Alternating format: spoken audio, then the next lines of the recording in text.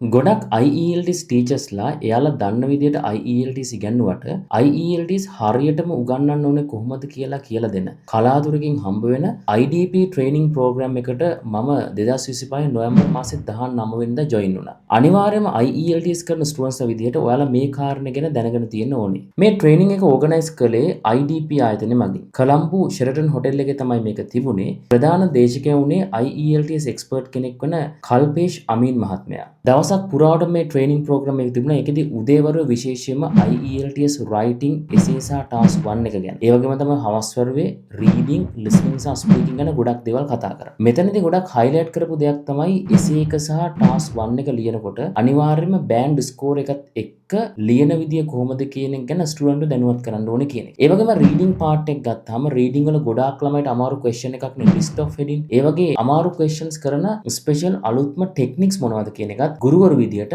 අපිව දැනුවත් කරා. listening සහ speaking වලට අදාළවත් ලංකාව ස්ටුඩන්ට්ස්ලා ගොඩක්ම struggle කරන්නේ මොන කාරණාද? ඒ සම්බන්ධයෙන් IELTS උගන්වන ටීචර්ස්ලා විදියට අපි අලුතෙන් practice කරන්න ඕන ක්‍රමවේදයන් මොනවද කියන එකත් කියලා දුන්නා. විශේෂයෙන්ම මෙතනදී ගොඩක් අර fun activities ඒ වගේම තමයි කියන ගොඩක් graph use කරගෙන ඒ වගේම තමයි images use කරගෙන කරන අලුත්ම activities ගොඩක් කියලා දුන්නා. ඉතින් මේ මොනවද කියන එක ගැන අපි ඉදිරි වීඩියෝස් වලදීත් ඔයාලත් එක්ක ගේන්න බලාපොරොත්තු වෙනවා. ඉතින් ඔයාලට හරි විදිහටම නිවැරදි ටෙක්නික්ස් එක්කලා අප්ඩේට් වෙන ගුරුවරුත් එක්ක IELTS ඉගෙන ගන්න ඕන නම් අනිවාර්යයෙන්ම අපේ IELTS programs වලට ඔයාට join වෙන්න පුළුවන්.